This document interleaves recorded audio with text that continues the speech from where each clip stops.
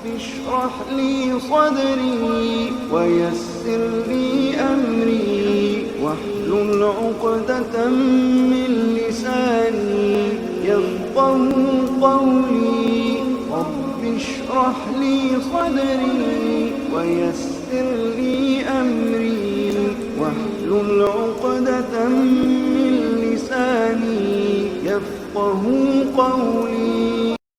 الحمد لله نحمده ونستعينه ونستغفره ونعوذ بالله من شرور أنفسنا ومن سيئات أعمالنا من يهده الله فلا مضل له ومن يضلل فلا هادي له أشهد أن لا إله إلا الله وأن محمدا عبده ورسوله أما بعد يا أيها الذين آمنوا اتقوا الله حق تقاته ولا تموتن إلا وأنتم مسلمون يا أيها الناس اتقوا ربكم الذي خلقكم من نفس واحدة وخلق منها زوجها وبث منهما رجالا كثيرا ونساء واتقوا الله الذي تساءلون به والأرحام إن الله كان عليكم رقيبا يا أيها الذين آمنوا اتقوا الله وقولوا قولا سديدا يصلح لكم أعمالكم ويغفر لكم ذنوبكم ومن يطع الله ورسوله فقد فاز فوزا عظيما فإن أصدق الحديث كتاب الله وخير الهدي هدي محمد صلى الله عليه وسلم وشر الأمور محدثاتها وكل محدثة بدعة وكل بدعة ضلالة وكل ضلالة في النار أو كما قال عليه الصلاة والسلام. அன்புக்குரிய அல்லாஹ்வின் நல்லடியார்களே, இமாம் இப்னு அப்துல் ஹாதி ரஹிமஹுல்லாஹ் அவர்கள் எழுதிய அல் முஹர்ரர் ஃபில் ஹதீஸ் என்று சொல்லக்கூடிய நூலிலிருந்து ஹதீஸ்களை நாங்கள் தொடராக கற்று வருகின்றோம். அந்த அடிப்படையிலே கடைசியாக கிதாபுல் ஜனாயிஸ், ஜனாசாக்கள் பற்றிய பாடத்திலே 549வது ஹதீஸை நாங்கள் படித்திருந்தோம். இன்றைய தினம் 550வது ஹதீஸ். عن جابر بن عبد الله رضي الله عنه قال دفن مع أبي رجل فلم تطب نفسي حتى أخرجته فجعلت في قبر على حدة وفي لفظ فاستخرجته بعد 6 أشهر فإذا هو كيوم وضعته هنية غير أذنه رواه البخاري. ஜாபிர் பின் அப்துல்லா ரலியல்லாஹு அன்ஹுமா அவர்கள் அறிவிக்கக்கூடிய இந்த ஹதீஸிலே அவர்கள் சொல்கிறார்கள், என்னுடைய தந்தையையும் இன்னும் ஒரு மனிதரையும் சேர்த்து நாங்கள் கபரிலே அடக்கம் செய்தோம்.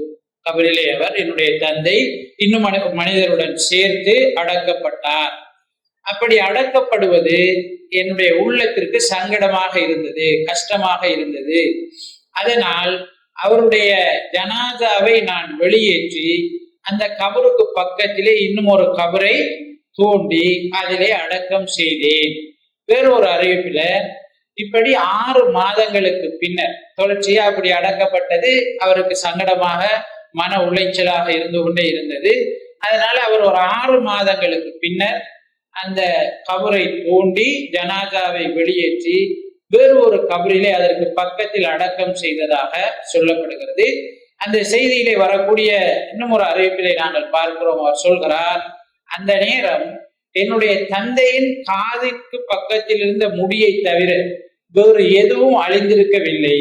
நாம் எப்படி அடக்கினோமோ அதே போன்று அதே தோற்றத்திலே அவர் இருந்தார் என்று குறிப்பிடுகிறார். இந்த ஹதீஸ்ல நல்லடியார்கள் சில நேரம் என்ன செய்வார்கள், அவர்களுடைய உடல் உறுப்புகள் அழியாது, அவருடைய கோலம் அழியாது, மணல் அவர்களை பின்னாது, அப்படி அவர்கள் இருப்பார்கள் என்பதை இந்த ஹதீஸ் என்ன செய்கிறது, இந்த செய்தி எங்களுக்கு சொல்லி காட்டுகிறது. 551வது செய்தி. அனில் காசிம் கால தகல்து அலா ஆயிஷா ஃபகுல்து யா உம்மா.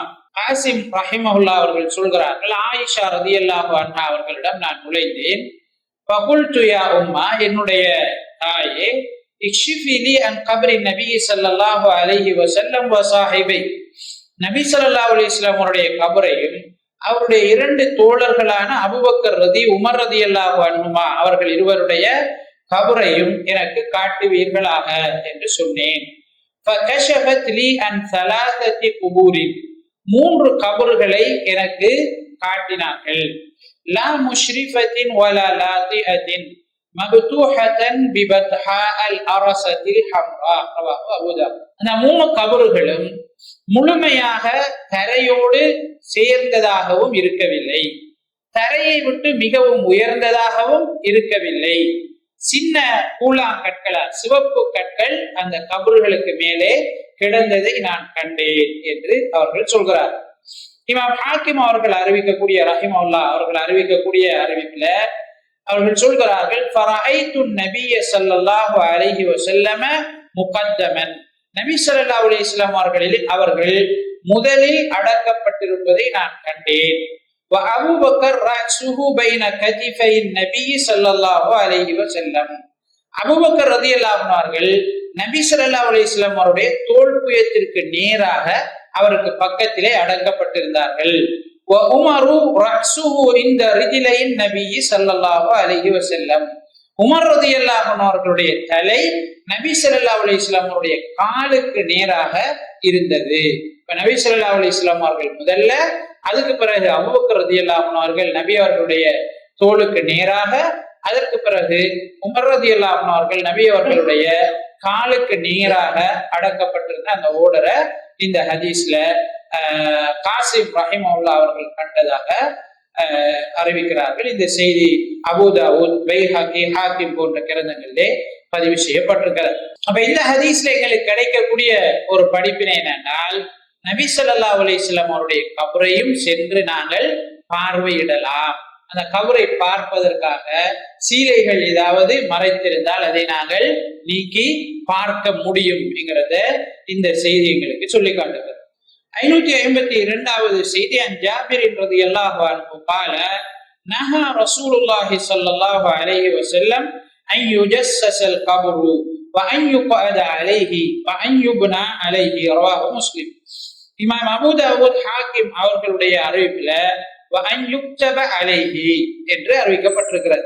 நபி ஸல்லல்லாஹு அலைஹி வஸல்லம் அவர்கள் கபர்களிலே பூசுவதை எங்களுக்கு தடுத்தார்கள். கபர்களை அலங்கரித்து அதை பூசி மெழுகுவதை எங்களுக்கு தடை செய்தார்கள். கபர்களின் மீது உட்காருவதை நபி அவர்கள் தடுத்தார்கள். கபர்களிலே கட்டிடங்கள் கட்டப்படுவதை நபி ஸல்லல்லாஹு அலைஹி வஸல்லம் அவர்கள் தடுத்தார்கள் என்கிற செய்தி முஸ்லிமிலும், வேறொரு அறிவிப்பில கபர்களின் மீது எழுதுவதை நபி அவர்கள் தடுத்தார்கள் என்றும் அறிவிக்கப்படுகிறது. இந்த செய்தி ஹாக்கிம், அபூ தாவூத், முஸ்லிம் ரஹிமஹுல்லாஹ் போன்றவர்கள் அறிவிப்பு செய்திருக்கிறார். அப்ப ஜனாசாக்கள் பற்றிய பாடத்துல எங்களுக்கு கிடைக்கக்கூடிய படிப்பினை என்னன்னா, இந்த ஹதீஸ்ல கபறுகளை அலங்கரிக்க கூடாது. கபறுகள்ல பூச்சு பெயிண்ட் அடிச்சு அலங்காரம் செய்வது கூடாது. கபறுகளிலே நாங்கள் உட்காருவதும் கூடாது. கபறுகள் மீது கட்டிடங்கள் எழுப்புவதும் தடை செய்யப்பட்டிருக்கிறது. கபறுகளின் மீது எழுதுவதும் தடை செய்யப்பட்டிருக்கிறது என்பது இந்த செய்தியிலே எங்களுக்கு சொல்லப்படுகிறது. பொதுவாக கபறுகள் மீது கட்டப்பட்டிருக்கிற பள்ளி வாயில்கள் அல்லது கட்டிடங்கள், பொதுவாக இணைய கட்டிடங்களை பொறுத்த வரைக்கும் நாங்க என்ன செய்யறது இல்லாத முஸ்லிம்களுடைய கலாச்சாரமாக ஏற்றுக்கொள்வது கிடையாது. அது முஸ்லிம்களுடைய கலாச்சாரம் அல்ல, முஸ்லிம் அல்லாதவர்களுடைய கலாச்சாரம். கபறுகளை தரிசிக்கிறதுக்காக, கபறுகளை சங்கைப்படுத்துறதுக்காக பொதுவாக சூஃபிகள், தரீகாவாதிகள் கபறுகளை கற்ற வளமையை கொண்டிருக்கிறார்கள். முஸ்லிம் அவர்கள் அறிவிக்கக்கூடிய சஹீஹான ஹதீஸ்ல நபி ஸல்லல்லாஹு அலைஹி வஸல்லம் அவர்கள் நேரடியாகவே என்ன செய்கிறார்கள், தடுக்கிறார்கள், கபறுகள் கட்டப்படக்கூடாது என்று சொல்லி. கபறுகள் கட்டுவது என்பது முஸ்லிம்களுடைய கலாச்சாரம் அல்ல. அது கபரை வணங்குகின்ற, மரணித்தவர்களை கடவுளாக ஏற்றுக்கொண்டு அவர்களிடம் பிரார்த்தனை செய்கின்ற, அவர்களிடம் பாதுகாவல் தேடுகின்றவர்களுடைய கலாச்சாரம். அது முஸ்லிம்களுடைய ஒரு கலாச்சாரம் அல்ல.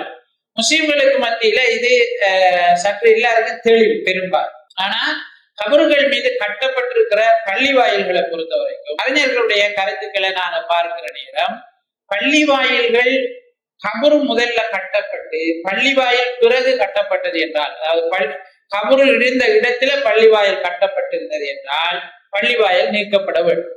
பள்ளி வாயில் இருக்க கபரு அதுக்குள்ள கொண்டு போய் அடக்கப்பட்டிருந்தது என்றால் அந்த கபரை தோண்டி அதற்குள் இருக்கின்ற எச்ச சுற்றங்களை எடுத்து வெளியிலே அடக்கப்பட வேண்டும் என்பதுதான் கபறுகளின் மீது கட்டப்பட்டிருக்கிற பள்ளி வாயில்கள் தொடர்பிலே நாங்கள் அறிந்து கொள்ள வேண்டிய விஷயமாகும். நபி ஸல்லல்லாஹு அலைஹி வஸல்லம் அவர்கள் கபறுகள்ல எழுதுறதையும் என்ன செய்திருக்கிறார்கள், தடை செய்திருக்கிறார்.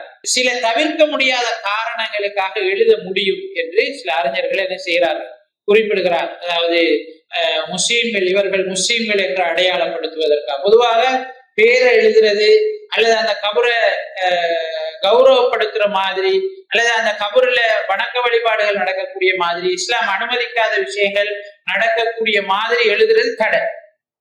கபறுகள்ல பூர்வ வசனங்களை எழுதுறது அல்லது கபறுகள்ல துவாக்களை என்ன செய்யறது, எழுதுறது, அந்த மரணிச்ச ஆளுடைய பெயரை குறிப்பிட்டு அவருடைய சிறப்புகளை புகழ எழுதி வைக்கிறதெல்லாம் தடை செய்யப்பட்ட விஷயம். ஆனா சில சந்தர்ப்பங்கள், தவிர்க்க முடியாத சில காரணங்களுக்காக டேட்டை எழுதுறது விரும்பத்தக்கது அல்ல. ஆனாலும் தவிர்க்க முடியாத காரணங்களுக்காக அதை நாங்கள் எழுதலாம் என்று சொல்லி சில அறிஞர்கள் என்ன செய்கிறார்கள், குறிப்பிடுகிறார். குறிப்பா ஒரு சமூகத்தினுடைய வரலாறு அடையாளப்படுத்துறதுக்கு, இப்ப எங்கட பூர்வீகம் இலங்கையில வந்த முஸ்லிம்களுடைய வரலாறை பற்றி எழுதுற நேரம் அதில தான் என்ன செய்வாங்க, குறிப்பிடுவாங்க. இவங்க கொழும்புல கண்டெடுக்கப்பட்ட மீசாங்கட்ட அதுல இருந்த டேட் இதுல தான் என்ன செய்வாங்க, முஸ்லிம்களுடைய பூர்வீகத்தை அடையாளப்படுத்துறதுக்கு குறிப்பிடுவாங்க. அப்ப இப்படி முஸ்லிம்களுடைய அடையாளத்தை, முஸ்லிம்கள் இருந்தார்கள், முஸ்லிம்கள் இப்படி வாழ்ந்தாங்க என்று அடையாளப்படுத்துறதுக்கு தேவையான விஷயங்களை அல்லது டேட்டுகளை என்ன செய்யலாம், எழுதி வைக்கலாமே தவிர மற்றபடி கபறுகளை கௌரவிக்கிற மாதிரி, அடக்கப்பட்டிருக்கிறவர்கிட்ட இஸ்லாம் தடை செஞ்ச விஷயங்கள் அரங்குற மாதிரி கபறுகளை நாங்கள் எழுதுவதோ அதில் கட்டுவதோ கூடாது என்று இஸ்லாமிய அறிஞர்கள் குறிப்பிடுவதை நாங்கள் பார்க்கிறோம். பொதுவாக கபறுகளில் கட்டிடம் கட்டுறது தடை செய்யப்பட்டது. எழுதுறதை பொறுத்த வரைக்கும் இந்த காரணங்களுக்காக, மேற்சொன்ன காரணங்களுக்காக செய்து கொள்ளலாம் என்று சில அறிஞர்கள் என்ன செய்கிறார்கள், குறிப்பிடுகிறார். 553வது செய்தி, அனில் அஸ்வத் பின் ஷைபான் அன் ஹாலித் பின் சுமைர் அன் பஷீர் பின் நுஹைக் அன் பஷீர் மௌலா ரசூலுல்லாஹி ஸல்லல்லாஹு அலைஹி வஸல்லம், நபி ஸல்லல்லாஹு அலைஹி வஸல்லம் அவர்களுடைய அடிமையாக இருந்த பஷீர் அவர்கள் அறிவிக்கக்கூடிய செய்தியிலே, வகான இஸ்முஹு ஃபில் ஜாஹிலியத்தி, ஜாஹிலிய காலத்திலே அவருடைய பெயர் இருந்தது ஜஹம் இப்னு மஅபத். ஜஹம் இப்னு மஅபத் என்கிறதுதான் அவர் இஸ்லாத்தை ஏற்றுக்கொள்வதற்கு முதல் பஷீர் ரலியல்லாஹு அன்ஹு அவருடைய பெயராக இருந்தது. நபி ஸல்லல்லாஹு அலைஹி வஸல்லம் அவர்களிடம் அவர் ஹிஜ்ரத் செய்து மதீனாவுக்கு வந்த போது நபி அவர்கள் மஸ்முக, உன்னுடைய பெயர் என்ன என்று கேட்டார். கால ஜஹம், அவர் ஜஹம் என்று சொன்னார். கால பல் அந்த பஷீர், ஜஹம் என்றது கூடாது, பஷீர், உன்னுடைய பெயர் பஷீர் என்று மாத்திக்கோ, உன்னுடைய பெயர் இனி பஷீர் தான் என்று நபி ஸல்லல்லாஹு அலைஹி வஸல்லம் அவர்கள் அவருடைய பெயரை மாற்றினார். ஆல பஷீர் ரலியல்லாஹு அன்ஹு அவர்கள் சொல்கிறார்கள், பைனமா அன உமாசி ரசூலுல்லாஹி ஸல்லல்லாஹு அலைஹி வஸல்லம் மர்ர பி குபூரில் முஷ்ரிகீன், நான் நபி ஸல்லல்லாஹு அலைஹி வஸல்லம் அவர்களோடு நடந்து கொண்டிருக்கிற நேரம் முஷ்ரிகீன்களுடைய கபறுகளை, மையவாடிகளை கடந்து சென்றார்கள். ஃபகால லகத் சபக ஹாஉலாஇ கைரன் கஸீரா, இவர்களுக்கு நிறைய நலவுகள் கிடைக்காமல் போய்விட்டது என்று நபி அவர்கள் சொன்னார். என்ன, நபி ஸல்லல்லாஹு அலைஹி வஸல்லம் அவர்கள் அனுப்பப்படுவதற்கு முதல் அவர்கள் மரணித்திருக்கிறார். அப்ப அவங்களுக்கு நிறைய நலவுகள் என்ன செய்யல, கிடைக்கல, நிறைய நலவுகள் அவர்களுக்கு கிடைக்காமல் போய்விட்டது. இப்படி 3 தடவை நபி அவர்கள் சொல்கிறார். சும்மா மர்ரபி குபூரில் முஸ்லிமின், பிறகு முஸ்லிம்களுடைய மையவாடிகளை கடந்து செல்கிறார். வகால, அவங்க சொன்னாங்க, லகத் அஜரக ஹாஉலாஇ கைரன் கஸீரா, இவர்கள் அதிகமான நலவுகளை அடைந்து கொண்டார்கள். நபி ஸல்லல்லாஹு அலைஹி வஸல்லம் அவர்கள் தூதராக அனுப்பப்பட்டதற்கு பிறகு அவங்க நபி அவர்களை ஏற்றுக்கொண்டு முஸ்லிமாக மரணித்ததனால நிறைய நலவுகளை அவர்கள் அடைந்து கொண்டார்கள் என்று நபி ஸல்லல்லாஹு அலைஹி வஸல்லம் அவர்கள் சொல்கிறார். இப்படி 2 பேரும் போய் கொண்டிருக்கிற நேரம் வஹானத் மின் ரசூலில்லாஹி ஸல்லல்லாஹு அலைஹி வஸல்லம் நதுரத்துன், நபி ஸல்லல்லாஹு அலைஹி வஸல்லம் அவர்கள் திடீரென்று ஒரு ஆளை பார்க்கிறார்கள். ஃபைதா ரஜுலுன் யம்ஷி ஃபில் குபூரி அலைஹி நஅலான், அப்போது ஒரு மனிதர் மையவாடியிலே கபறுகளுக்கு மேலால் செருப்போடு நடந்து சென்று கொண்டிருப்பதை கண்டார்கள். ஃபகால யா சாஹிப சிப்தி, அந்த மனிதரை நபி ஸல்லல்லாஹு அலைஹி வஸல்லம் அவர்கள் அழைக்கிறார்கள். செருப்புக்களை அணிந்திருக்கும் மனிதனே, வைஹக, உனக்கு என்ன நடந்தது, உனக்கு கேடு உண்டாகட்டும், அல்பி சிப்தைக, உன்னுடைய 2 செருப்புகளையும் கலட்டிடு அப்படின்னு சொன்னார்.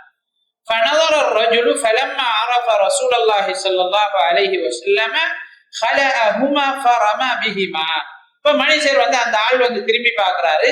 நபி ஸல்லல்லாஹு அலைஹி வஸல்லம் அவர்கள் தான் இப்படி சொன்னார்கள் என்பதை அறிந்த போது அவர் 2 செருப்புகளையும் கலட்டி வீசி விடுகிறார் என்று வீசி விட்டார் என்று பஷீர் ரலியல்லாஹு அன்ஹு அவர்கள் அறிவிக்கக்கூடிய செய்தியிலே நாங்கள் பார்க்கிறோம். இது அஹ்மதிலே பதிவு செய்யப்பட்டிருக்கிறது. இந்த செய்தி நிறைய பயன்களை உள்ளடக்கியதாக எங்களுக்கு இருக்கிறது. இந்த ஹதீஸ்ல எங்களுக்கு முதலாவது கிடைக்கக்கூடிய விஷயம், நபி ஸல்லல்லாஹு அலைஹி வஸல்லம் அவர்கள் தன்னுடைய தோழர்களோடு எவ்வளவு நெருக்கமாக அந்யோன்யமாக இருந்திருக்கிறார்கள் என்பது இந்த செய்தியில் எங்களுக்கு சொல்லப்படுகிறது. பஷீர் ரலியல்லாஹு அன்ஹு அவர்கள் வந்தவுடனே உன்னுடைய பெயர் என்ன என்று நபி அவர்கள் கேட்கிறார். இது அவரோடு நெருக்கமாக இருந்தது, அவர் மீது அன்பு செலுத்தியதற்குரிய அடையாளமாக நாங்கள் இதை எடுத்துக்கொள்ளலாம். அப்ப அவர் என்னுடைய பெயர் ஜஹம் என்று சொல்கிறார். நபி ஸல்லல்லாஹு அலைஹி வஸல்லம் அவர்கள் அந்த பெயரை மாற்றுகிறார். ஜஹம் என்று சொன்னால் நெருக்கம், நெரிசல் என்ற கருத்தை கொண்டது, ஒரு இறுக்கமான தன்மை இந்த கருத்தை கொண்டதான் ஜஹம் என்று சொல்றது. நபி ஸல்லல்லாஹு அலைஹி வஸல்லம் அவர்கள் அந்த பேரை பஷீர் என்று மாற்றுகிறார். பஷீர் என்றால் நன்மாராயம் செய்பவர் அல்லது நன்மாராயம் செய்யப்பட்டவர், சுபசோமனம் சுப செய்தி சொல்லப்பட்டவர் என்ற கருத்துப்பட நபி அவர்கள் அந்த பெயரை மாற்றுகிறார். அப்ப தன்னுடைய தோழனுக்கு ஒரு பொருத்தமில்லாத ஒன்று நடக்கிற நேரம் அதை தடுப்பது, அதை மாற்றுவது நபி ஸல்லல்லாஹு அலைஹி வஸல்லம் அவருடைய வளமையாக இருந்திருக்கிறது. அப்ப ஒரு ஆளுக்கு பெயர் வைக்கப்பட்டிருந்தாலும் கூட அந்த பெயர் பொருத்தமில்லாததாக இருந்தால் அதை மாற்றிக்கொள்ள வேண்டும் என்பது இந்த செய்தியில எங்களுக்கு சொல்லப்படுகிறது. இந்த செய்தியில எங்களுக்கு சொல்லப்படக்கூடிய அடுத்த விஷயம் என்னென்றால், கபறுகளை கடந்து செல்கிற நேரம் கபறுகள் தொடர்பிலே நாங்கள் ஞாபகப்படுத்திக் கொள்ள வேண்டும். அது நபி ஸல்லல்லாஹு அலைஹி வஸல்லம் அவருடைய வழிமுறையாக இருந்திருக்கிறது. மரணித்தவர்கள் தொடர்புல, மரணித்தவர்கள் எப்படி இருந்தாங்க என்ற விஷயங்கள், அந்த மையத்தோட மரணத்தோட சம்பந்தப்பட்ட விஷயங்களை ஞாபகப்படுத்திக் கொள்வது சுன்னத்தாக இருக்கிறது, நபி அவர்களுடைய வழிமுறையாக இருக்கிறது. நபி ஸல்லல்லாஹு அலைஹி வஸல்லம் அவர்கள் சொன்னார்கள், குந்து நஹைதுக்கும் அன் ஜியாரத்தில் குபூரி ஃபஸுருஹா ஃபஇன்னஹா துதக்கிருக்குமுல் ஆகிரா. நான் உங்களுக்கு மையவாடிகளை தரிசிப்பதை ஆரம்பத்திலே தடை செய்திருந்தேன், இனி நீங்கள் தரிசிக்கலாம், ஏனென்றால் அது உங்களுக்கு மரணத்தை ஞாபகப்படுத்தும், மறுமையை அது உங்களுக்கு ஞாபகப்படுத்தும் என்று நபி ஸல்லல்லாஹு அலைஹி வஸல்லம் அவர்கள் சொன்னார். அப்ப மையவாடிகளை நாங்க கடந்து செல்ற நேரம் மரணத்தை பற்றிய ஞாபகத்தோட, மரணத்துக்கு பின்னால் உள்ள வாழ்க்கை பற்றிய ஞாபகத்தோட நாங்கள் செல்வது நபி ஸல்லல்லாஹு அலைஹி வஸல்லம் அவருடைய வழிகாட்டலாக இருக்கிறது. நாங்க யாரோடையாவது கூட போனோம் என்றாலும் அது தொடர்பான கருத்துக்களை எங்களுக்குள்ள நாங்க பகிர்ந்து கொள்வதும் கதைத்துக் கொள்வதும் சிறப்பான விரும்பத்தக்க ஒரு விஷயமாக இருக்கிறது என்பதை இந்த செய்தி எங்களுக்கு சொல்லுது. நபி ஸல்லல்லாஹு அலைஹி வஸல்லம் அவர்கள் இணை வைப்பாளர்களை அவர்களுக்கு நலவுகள் கிடைக்கவில்லை என்று சொல்கிறார். முஸ்லிம்களை பொறுத்த வரைக்கும் அவர்கள் நலவுகள் கிடைக்க பெற்றவர்கள் என்று நபி ஸல்லல்லாஹு அலைஹி வஸல்லம் அவர்கள் இங்கே அவர்களை அடையாளப்படுத்துகிறார். நாலாவது, இந்த ஹதீஸ்ல எங்களுக்கு கிடைக்கக்கூடிய ஒரு படிப்பினை என்னென்னால், மனிதனை பொறுத்த வரைக்கும் அவன் உயிரோடு வாழும் போதும் கௌரவிக்கப்பட வேண்டியவன், மரணித்ததற்கு பிறகும் கௌரவிக்கப்பட வேண்டியவன். அவன் மனிதன் என்ற அடிப்படையில் கௌரவிக்கப்பட வேண்டும். மரணித்து அடக்கம் செய்யப்பட்டதற்கு பிறகும் அவன் கௌரவிக்கப்பட வேண்டும்.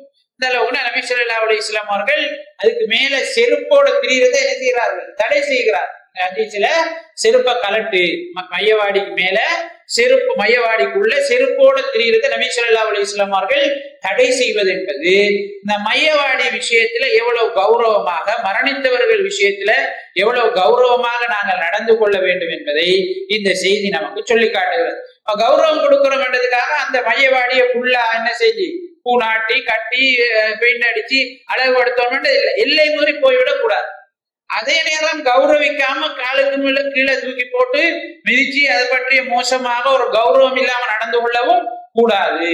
ரெண்டுக்கு மத்தியமமான அடிப்படையில ஒரு நடுநிலை தன்மை முஸ்லிமை பொறுத்தவரையில பேணப்பட வேண்டும். இப்ப மையவாடிகள்ல பிரயோசனம் தரக்கூடிய மரங்களை என்ன செய்யறாங்க, நாட்டுறாங்க. இது கபருக்கு கொடுக்கக்கூடிய கௌரவம் கிடையாது. கபருக்கு நாங்க ஒரு கபருக்கு அல்லது மரணித்தவர்களை அடக்கம் செய்யப்படக்கூடிய இடம் அவர்களுக்குரிய இடம். அதுல நாங்க பயன் தரக்கூடிய மரங்களை நாட்டுறதோ அல்லது தென்னை மரத்தை நாட்டுறதோ அல்லது மரக்கரை தோட்டம் செய்யறதோ அல்லது கிழங்கு நாட்டுறதோ இதெல்லாம் மையவாடிக்குரிய வேலை கிடையாது. மையவாடியை நாங்க அகௌரவிக்கிற மாதிரி அதை எப்படி நாங்க பயன்படுத்துறோம்? மையவாடியில ஒரு தென்னை மரத்தை நாட்டி மையவாடியில பயிரை செஞ்சு அதுல வார அறுவடையை நாங்க எப்படி சாப்பிடுறது? என்ன மனதோட சாப்பிடுறோம்?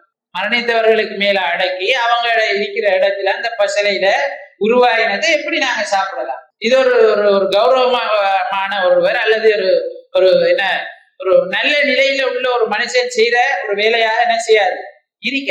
அப்ப கண்டிப்பாக அந்த விஷயங்கள் கட்டாயம் தவிர்ந்து கொள்ளப்பட வேண்டியது.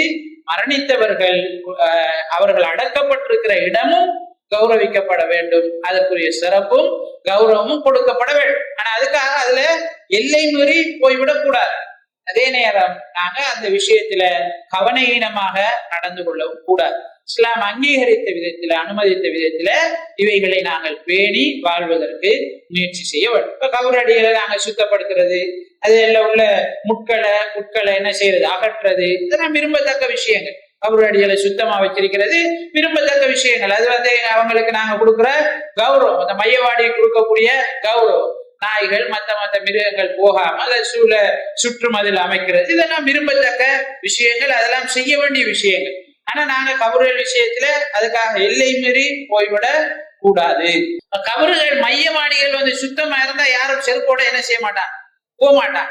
செருப்போட போறதுக்குரிய காரணம் என்னன்னா, பலர் சுத்தம் இல்லாம இருக்கு, மையவாடி என்ன செய்யுது, சுத்தம் இல்லாம இருக்குது, முட்கள் கிடக்குது, எங்க என்ன நடக்கும் என்ன கிடக்கும்னு தெரியாத ஒரு நிலைமை இருக்குது. அதனால மையவாடிகளுக்குள்ள செருப்போட போற ஒரு நிலைமை என்ன செய்யுது, உருவாயிருக்கு. மையவாடிகளுக்குரிய கௌரவம் கொடுக்கப்பட்டு, மையவாடிகள் சரியாக புனர்நிர்மாணம் செய்யப்பட்டு, அதுல சுத்தம் பேணப்பட்டு, போறதுக்குரிய வழிகள் சரியாக அதுல அமைக்கப்பட்டு அது பேணப்படுமாக இருந்தால் நிச்சயமாக மையவாடிகள் எங்களுக்கு மரணத்தை ஞாபகப்படுத்தக்கூடிய இடங்களாக, கௌரவத்திற்குரிய இடங்களாக இஸ்லாமிய வரலாற்றில் இருந்த மாதிரி என்ன செய்யும், அது தொடர். எனவே அந்த அடிப்படையில் நாங்கள் அதை பேணுவதற்கு கடமைப்பட்டிருக்கிறோம். மையவாடிகள்ல செருப்பு அணிந்து போறதை பொறுத்த வரைக்கும் ரெண்டு விதமாகவும் ஹதீஸில் இருக்கிறது. இந்த ஹதீஸ்ல நபி ஸல்லல்லாஹு அலைஹி வஸல்லம் அவர்கள் செருப்பு அணிந்து போறதை என்ன செய்கிறார்கள், தடை செய்கிறார்கள். இன்னொரு ஹதீஸ்ல நபி ஸல்லல்லாஹு அலைஹி வஸல்லம் அவர்கள் சொல்கிறார்கள், நீங்கள் மரணித்தவரை அடக்கம் செய்துவிட்டு திரும்புகின்ற நேரம் உங்களுடைய செருப்பின் ஓசையை அவர் கேட்கிறார். அந்த அளவுக்கு வேகமாக அவருடைய உயிர் திரும்ப கொடுக்கப்படுகிறது என்று நபி ஸல்லல்லாஹு அலைஹி வஸல்லம் அவர்கள் சொல்கிறார். அந்த ஹதீஸ்ல செருப்பு அணியலாம் என்ற மாதிரி என்ன செய்கிறது, இருக்கிறது. எனவே செருப்பு அணிந்து போவது ஹராம் என்று சில அறிஞர்கள் குறிப்பிட்டாலும், இப்படி ஒரு ஹதீஸ் இருக்கிறதுனால ஹராம் என்று நாங்கள் அதை எடுத்துக்கொள்ள முடியாது. செருப்பு அணியாம போறது நல்ல விஷயம். ஆனா தேவைப்பட்டால் மையவாடி என்ன இருக்கு, அழுக்காக இருக்கிறது, மையவாடிக்குள்ள எங்களுக்கு ஆபத்தை விளைவிக்கக்கூடிய மரங்கள் அல்லது முட்கள் செடிகள் இருக்கிறதுன்னு சொன்னால் அந்த நேரம் நாங்க செருப்பு பயன்படுத்தி கொள்றது தப்பு கிடையாது. ஆனா முடியுமான வரைக்கும் செருப்பு இல்லாம நாங்க மையவாடிகள்ல செல்வதற்கு முயற்சி செய்ய கடமைப்பட்டிருக்கிறோம் என்பதை இந்த செய்தி எங்களுக்கு சொல்லும். கிதாபுல் ஜனாயிஸ் என்ற பாடத்துல இமாம் இப்னு அப்துல் ஹாதி ரஹிமஹுல்லாஹ் அவர்கள் சொல்லக்கூடிய 6வது அலகு பாபுன் ஃபில் புகாஇ அலல் மையித்தி வத்தஸியத்தி வகைரி தாலிக், மையத்துக்காக அழுதல், மையத்துக்கு ஆறுதல் சொல்லுதல், அதனோடு தொடர்புடைய விடயங்கள் பற்றிய பாடம். 585வது செய்தி, அனஸ் ரலியல்லாஹு அன்ஹு قال شهدنا بنت النبي صلى الله عليه وسلم ورسول الله صلى الله عليه وسلم على القبر فرأيت عينيه تدمعان. நாங்கள் நபி ஸல்லல்லாஹு அலைஹி வஸல்லம் அவருடைய மகளினுடைய ஜனாசாவிலே கலந்து கொண்டிருந்தோம். நபி ஸல்லல்லாஹு அலைஹி வஸல்லம் அவர்கள் கபருக்கு பக்கத்திலே உட்கார்ந்திருந்தார்கள். அவருடைய 2 கண்களும் கண்ணீர் வடித்துக் கொண்டிருந்ததை நான் கண்டேன். ஃபகால, அவர்கள் சொன்னார்கள், ஹல் ஃபீக்கும் மின் அஹதின் லம் யுகாரி ஃபில் லைலா, உங்கள யாராவது இன்றைய தினம் இரவு வீடு கூடாதவர்கள், குடும்ப வாழ்க்கை நடத்தாதவர்கள் இருக்கிறீர்களா என்று கேட்டார். வகால அபூ தல்ஹா, அபூ தல்ஹா ரலியல்லாஹு அன்ஹு அவர்கள் சொன்னார்கள், நான் இருக்கிறேன் சொன்னார். நபி ஸல்லல்லாஹு அலைஹி வஸல்லம் அவர்கள் சொன்னார்கள், ஃபன்சில் ஃபீ கப்ரிஹா, அப்படின்னா அவருடைய கபரிலே நீ இறங்கு. قال ابن المبارك قال فليح قراه يعني الذنب رواه البخاري وفي تفسير فليح نظر وقد روى احمد عن انس.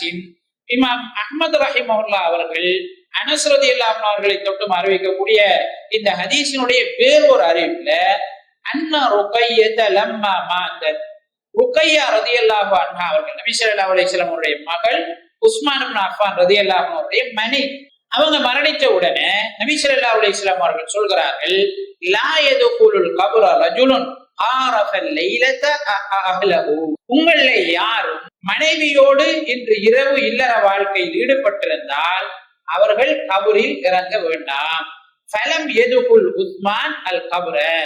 எனவே உஸ்மான் இப்னு அஃபான் ரலியல்லாஹு அன்ஹு அவர்கள் கபரிலே இறங்கவில்லை என்று அஹ்மது ரஹிமஹுல்லாஹ் அவர்களுடைய அறிவிப்பிலே பதிவு செய்யப்பட்டிருக்கிறது. இப்ப இந்த ஹதீஸ்ல மரணித்தவருக்காக அழுவது தொடர்பாக இந்த ஹதீஸ்ல சொல்லப்படும். பொதுவாக மரணித்தவர்களுக்காக உள்ளம் கவலைப்படுவது என்பது மனிதத்தன்மை. உள்ளத்துல ஒரு ஆளு கவலை வாரன்றது மனிதன் நோமலா இருக்கான்றதுக்குரிய அடையாளம். ஒரு மனுஷன் நோமலா இருக்கானால் அவனுக்கு சந்தோஷமான விஷயங்கள் நடந்தா அவன் சந்தோஷப்படணும், துக்கமான விஷயங்கள் நடந்தா அவன் துக்கப்படும். சந்தோஷமான விஷயங்கள் நடந்து துக்கத்தோட இருக்கானால் விசாரிக்கணும் அவன் என்ன. துக்கமான விஷயம் நடக்குது ஆனா சந்தோஷமா இருக்கானாலும் என்ன செய்யும், விசாரிக்கணும். என்னட்டு சில நேரம் குழப்பம் இருக்கலாம் அல்லது வேறு ஏதாவது காரணங்கள் என்ன செய்யலாம் இருக்கலாம். அப்ப நோமலா ஒரு மனுஷனை பொறுத்த வரைக்கும் அவனுடைய உள்ளம் என்ன செய்யும், கவலைப்படும். நபி ஸல்லல்லாஹு அலைஹி வஸல்லம் அவருடைய மகள் ருக்கையா மரணிச்ச உடனே நபி ஸல்லல்லாஹு அலைஹி வஸல்லம் அவருடைய கண்கள் கண்ணீர் வடிக்கிறது. அவ கவலையால் கண்ணீர் வடிப்பது தப்பு இல்லை. மரணிச்சதுக்காக கவலையால கண்ணீர் வடிப்பது தப்பு கிடையாதுங்கிறது இந்த ஹதீஸ் என்ன செய்து சொல்லு. நபி ஸல்லல்லாஹு அலைஹி வஸல்லம் அவர்களுக்கு மாரியத்துல் கபித்தியா என்று சொல்லக்கூடிய ஒரு அடிமை பெண்ணூடாக ஒரு குழந்தை கிடைக்கும். அதுக்கு இப்ராஹிம் என்று நபி அவர்கள் பேர் வைக்கிறார். போய் குழந்தையை தூக்கி அன்போட பரிமாறிட்டு வாரான். வந்ததுக்கு பிறகு குழந்தை மரணித்து விட்ட செய்தி அவருக்கு கேள்விப்படுகிறது. நபி ஸல்லல்லாஹு அலைஹி வஸல்லம் அவர்கள் திரும்ப மரணித்த குழந்தையை பார்ப்பதற்காக செல்கிறார்கள். குழந்தையை பார்க்கிறார்கள். அவருடைய 2 கண்களும் மளமளவென்று கண்ணீர் வடிக்கிறது.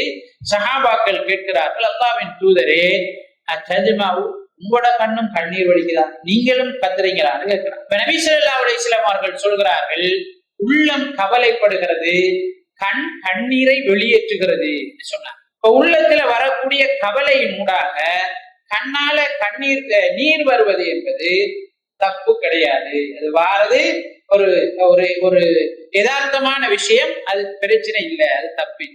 எது தடை செய்யப்பட்டது?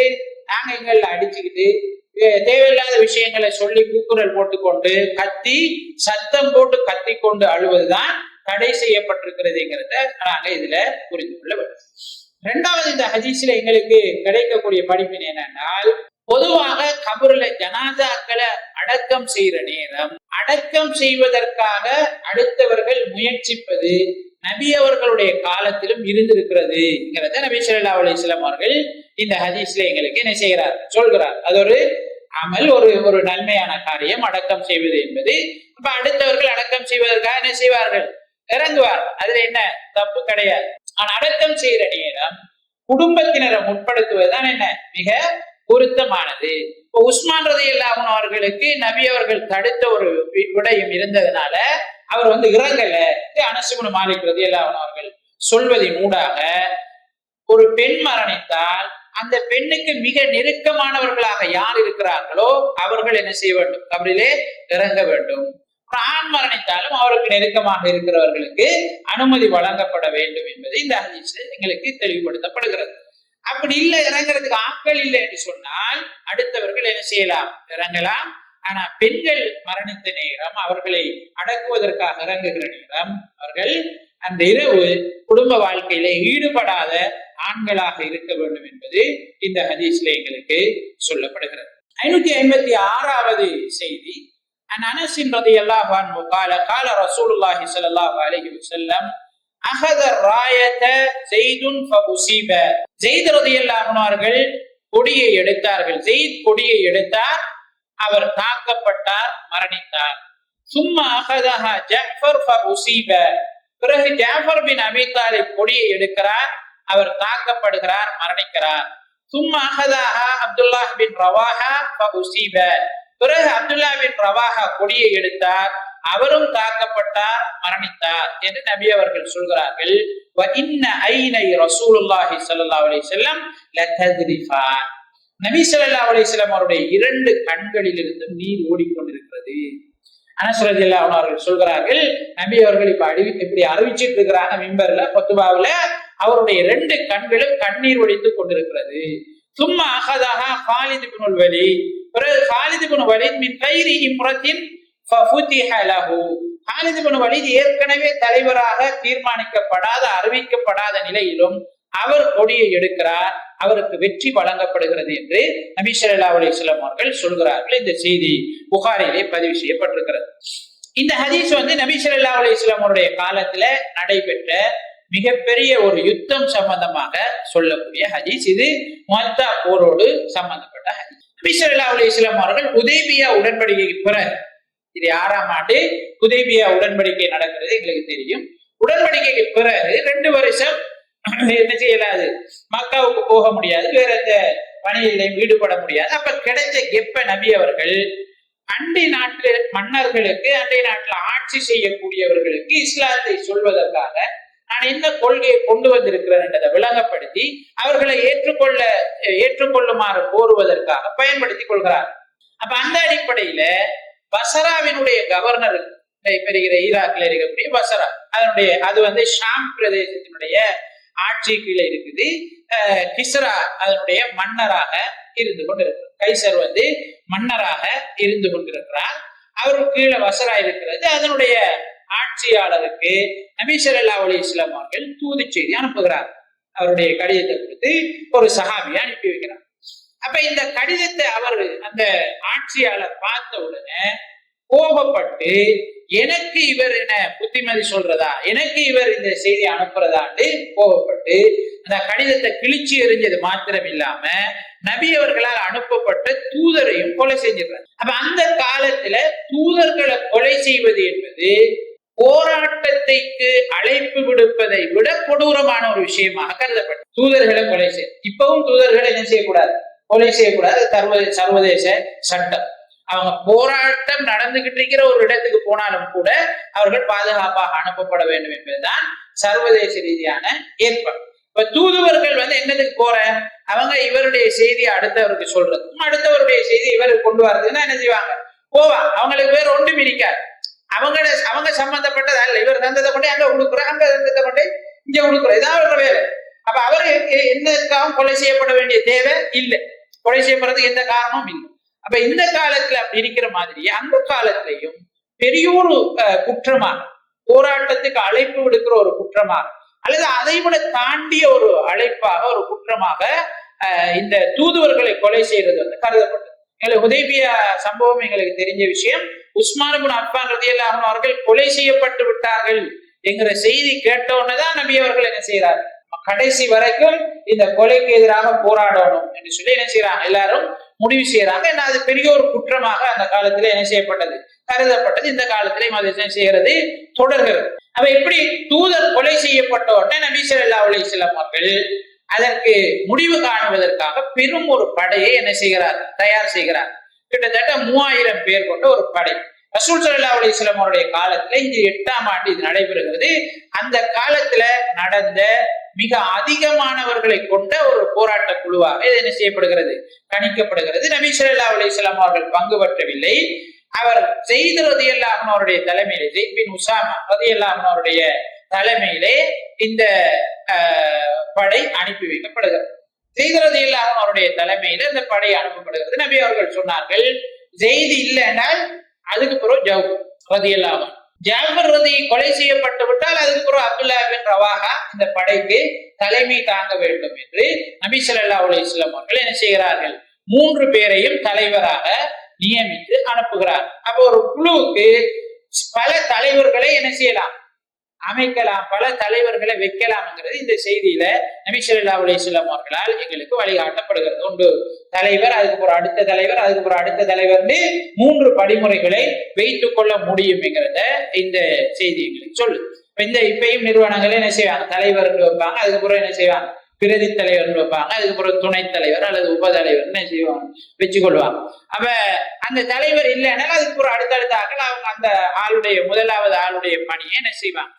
இப்ப இந்த படம் போன உடனே ஹிர்கலுடைய தலைமையில 2 லட்சம் பேர் கொண்ட ஒரு குழுவை இந்த படையை எதிர்த்து என்ன பசராவினுடைய ஆட்சியாளருக்கு சப்போர்ட்டாக மன்னர் கைசர் என்ன செய்யறார், அனுப்பி வைக்கிறார்.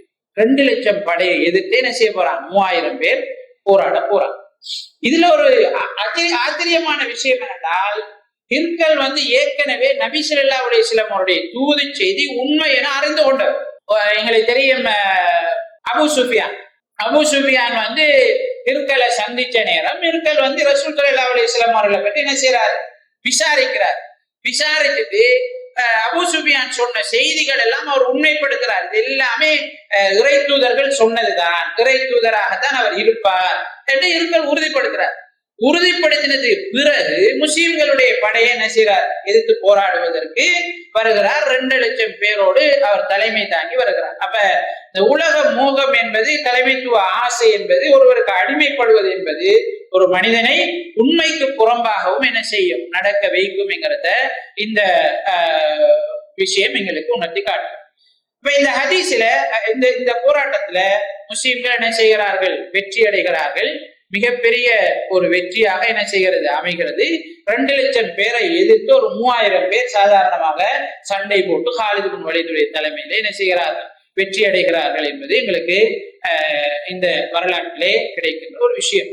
நபி ஸல்லல்லாஹு அலைஹி வஸல்லம் அவர்கள் இந்த ஹதீஸ்ல ஸெய்த் கொலை செய்யப்பட்டு விட்டார் அறிவிக்கிறார். ஜாபர் கொலை செய்யப்பட்டு விட்டார் அறிவிக்கிறார். அப்துல்லா கொலை செய்யப்பட்டு விட்டார் அறிவிக்கிறார் ரலியல்லாஹு அன்ஹு. இது நபி ஸல்லல்லாஹு அலைஹி வஸல்லம் அவர்களுடைய தூதுத்துவத்திற்கான அடையாளங்களில் ஒன்றாக இருக்கு. பஸ்ரா மிச்சம் தூரம், நபி மதீனாவுக்கும் பஸ்ராவுக்கும் இடையே மிச்சம் தூரம். அல்லாஹு தஆலாவுடைய துணை இல்லாமலே அன்றி நபி அவர்களால் அறிவிக்க முடியாது. நபி ஸல்லல்லாஹு அலைஹி வஸல்லம் அவர்கள் நேரடியாக அல்லாஹு தஆலாவுடன் தொடர்பில் இருந்தார்கள் என்பதற்குரிய அடையாளங்களில் ஒன்றாக இந்த அறிவிப்பு அமைந்திருக்கிறது. 2வது, இந்த செய்தியில எங்களுக்கு கிடைக்கக்கூடிய படிப்பின முன்னுக்கு போன அதே விஷயம்தான். ஒருவருடைய கவலைக்காக என்ன செய்யலாம், ஒரு விஷயத்துல கவலைப்பட்டு இழப்புறப்புக்காக கண்ணீர் வடிக்க முடியும் என்கிற செய்தி. அடுத்து இன்னொரு படிப்பினை இந்த ஹதீஸ்ல எங்களுக்கு கிடைக்கிறது என்னென்னால், காலித் பின் வலீத் ரலியல்லாஹு அன்ஹு நபி ஸல்லல்லாஹு அலைஹி வஸல்லம் அவர்கள் தலைவராக நியமிக்கல. ஆனா 3 பேரும் கொலை செய்யப்பட்டதற்கு பிறகு தலைமைத்துவத்திற்கான ஒரு வெற்றிடம் என்ன செய்கிறது, நிலவுகிறது. அப்ப காலித் பின் வலீத் தானாக முன் அடுத்தவர்களால் என்ன செய்யப்படுகிறார், தலைவராக ஆக்கப்படுகிறார். அப்ப தலைமைத்துவத்திற்கான ஒரு வெற்றிடம் நிலவும் போது தங்களுடைய தலைவர் இன்னும் ஒருவரை காட்டவில்லை என்றாலும் கூட பொருத்தமான ஒருவரை தலைவராக எடுக்க வேண்டும், அதை அவர் ஏற்றுக்கொள்ள வேண்டும் என்கிற செய்தி இந்த ஹதீஸ்ல எங்களுக்கு நபி ஸல்லல்லாஹு அலைஹி வஸல்லம் அவருடைய வழிகாட்டலாக கிடைக்கிறது. இந்த போராட்டத்திற்கு நபி ஸல்லல்லாஹு அலைஹி வஸல்லம் அவர்கள் குழுவை அனுப்புற நேரம் செய்யக்கூடிய உபதேசம் கண்டிப்பாக நாங்க மறக்காம இந்த காலத்துல ஞாபகத்தோடு வச்சிருக்க வேண்டிய உபதேசம். நபி ஸல்லல்லாஹு அலைஹி வஸல்லம் அவர்கள் மொத்தா போருக்கு அனுப்புறாங்க. அனுப்புற நேரம் சொல்கிறார்கள், நீங்க போராட்டத்துக்கு போங்க, பெண்களை கொலை செய்யாதீர்கள். ரசூல் ஸல்லல்லாஹு அலைஹி வஸல்லம் குழந்தைகளை கொலை செய்யாதீர்கள், மரங்களை வெட்டாதீர்கள், கட்டிடங்களை உடைக்காதீர்கள், வணக்க ஸ்தலத்திலே வணக்கம் புரிபவர்களை கொலை செய்யாதீர்கள், வயோதிபர்களை கொலை செய்யாதீர்கள். எவ்வளவு போராட்ட மனிதாபிமானம், ஒரு போராட்டத்திலையும் மனிதாபிமானமாக நடந்து கொள்ள வேண்டும் என்கிறது நபி ஸல்லல்லாஹு அலைஹி வஸல்லம் அவர்கள் இங்கே எங்களுக்கு உணர்த்துகிறார். நபி ஸல்லல்லாஹு அலைஹி வஸல்லம் அவருடைய காலத்துல நடந்த போராட்டங்கள் என்பது திணிக்கப்பட்ட போராட்டங்கள். மொத்த போரைங்கிறது நபி ஸல்லல்லாஹு அலைஹி வஸல்லம் அதுக்கு அவங்களோட வளமை என்னென்றால், அதுக்கு எதிராக போர் நடத்தாம இருந்தால் மதீனாவுல உள்ள அனைவரையும் அழித்ததற்கு சமன். அவங்களோட தூதரை கொலை செஞ்சது அவங்க மத்தாக்கள் எல்லாரையும் அழிச்சதற்கு சமன். அதான் அவங்களோட உணர்வு. அப்ப அதுக்கு எதிராகத்தான் அந்த போராட்டம் அமைந்ததே தவிர கொலையை முஸ்லிம்கள் விரும்புவதில்லை. கொலை செய்யறத, ரத்தத்தை போக்குறத முஸ்லிம்கள் விரும்புவதில்லை. அவர்கள் நிர்பந்தத்தின் அடிப்படையில் தான் போராட்டங்கள் நடந்திருக்கிறது. அப்போதிலும் கூட மனிதாபிமானமான அடிப்படையில் தான் அவர்கள் நடந்திருக்கிறார்கள் என்பதை இந்த செய்தி எங்களுக்கு சொல்லிக்காட்டு. இப்ப போராட்டங்களை எடுத்து பாருங்க, என்னமோ பெரிய உலகத்தை வழி நடத்துறதும் உலகத்துல நியாயம் பேசுறவனும் சொல்லக்கூடிய ஆட்கள் எல்லாம் சின்ன சின்ன குழந்தை எல்லாம் கொலை செய்யறதும், தடை செய்யப்பட்ட குண்டுகளை வீசுறதும், ஒரு கண்ணை மூடிக்கிட்டு தேவைக்கேற்ற மாதிரி அடிச்சு எல்லாத்தையும் முறுக்கிட்டு போற தன்மை தான் இப்ப போராட்ட முறைகள்ல அமைந்திருக்கிறது. இந்த மாதிரி இருந்து கொண்டு முஸ்லிம்களை தீவிரவாதிகள் என்று சொல்லக்கூடிய, இஸ்லாமிய கருத்துக்களை தீவிரவாத கருத்துக்கள் என்று சொல்லக்கூடிய நவதுபில்லாஹி மின்ஹா நிலைமை இன்றைக்கு உலகத்திலே சிலரால் என்ன செய்யப்படுகிறது, முன்னெடுக்கப்படுகிறது. அதிலும் கூட ஒரு சபையில ஒரு ஷியா, எங்கட ஊர்ல வாழக்கூடிய ஒரு ஷியா சொல்றான், ஹாலித் இப்னு வலீத் தான் முதலாவது ISIS. அப்ப எந்த அளவுக்கு எங்களுக்குள்ளேயே இருந்து கொண்டு எங்களுக்குள்ளேயே வாழ்ந்து கொண்டு நாங்களும் முஸ்லிம்கள் தான், எங்களுக்கு எதிராக இவங்க பிரச்சாரம் செய்யறாங்க நம்மளை கொண்டே போலீஸ்ல போட்டுக்கொண்டு நம்மளுக்கு எதிராக எல்லாம் பிரச்சாரம் செஞ்சு கொண்டு அப்ப ஹாலித் இப்னு வலீத ISIS முதலாவது ISIS என்று சொல்லக்கூடிய அளவுக்கு சிந்தனை உள்ளவர்களும் என்ன செய்கிறார்கள், வாழத்தான் செய்கிறார். அவர்களும் முஸ்லிம்கள் என்றுதான் என்ன செய்கிறார்கள், தங்களை அழைத்துக் கொள்கிறார்கள் என்கிற ஆச்சரியமான விஷயங்களையும் இந்த காலத்துல நாங்க என்ன செய்யறோம், பார்த்து கொண்டுதான் இருக்கும். எனவே அன்புக்குரிய தோழர்களே, சகோதரர்களே, முஸ்லிம்களுடைய யுத்தங்கள் தொடர்பிலே கட்டாயம் நாங்கள் தெளிவுகளை பெற்றுக்கொள்ள வேண்டும். நபி ஸல்லல்லாஹு அலைஹி வஸல்லம் அவருடைய காலத்திலே எதற்காக யுத்தங்கள் நடந்தது, யுத்தங்களின் போது நபி ஸல்லல்லாஹு அலைஹி வஸல்லம் அவர்கள் கடைபிடிக்க சொன்ன ஒழுங்குகள் என்ன, பேண சொன்ன ஒழுங்குகள் என்ன போன்ற விஷயங்களை நாங்கள் தெரிந்து கொள்ள வேண்டும். அந்த காலத்திலே பொதுவாக பயிருள்ள இடங்களின் ஊடாக போராட்ட குழுக்கள் நுழையா. உஹது யுத்தத்துல நாங்க பாக்குறோம், நபி ஸல்லல்லாஹு அலைஹி வஸல்லம் அவர்கள் மக்காவில இருந்து வரக்கூடிய போராட்ட குழுவை அஹ்ஸாப் யுத்தத்துல தடுக்கிறதுக்கு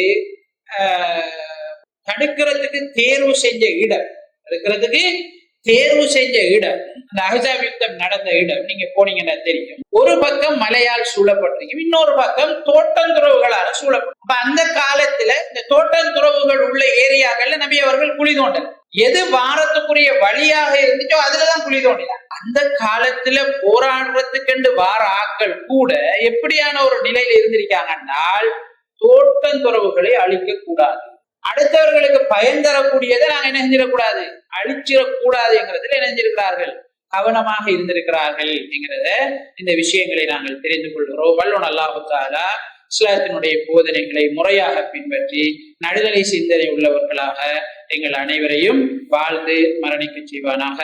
ஆமீன் ஆமீன். வாஹிரு தஅவானா அல்ஹம்துலில்லாஹி ரப்பில் ஆலமீன். அஸ்ஸலாமு அலைக்கும் வரஹ்மத்துல்லாஹி வபரகாத்துஹு.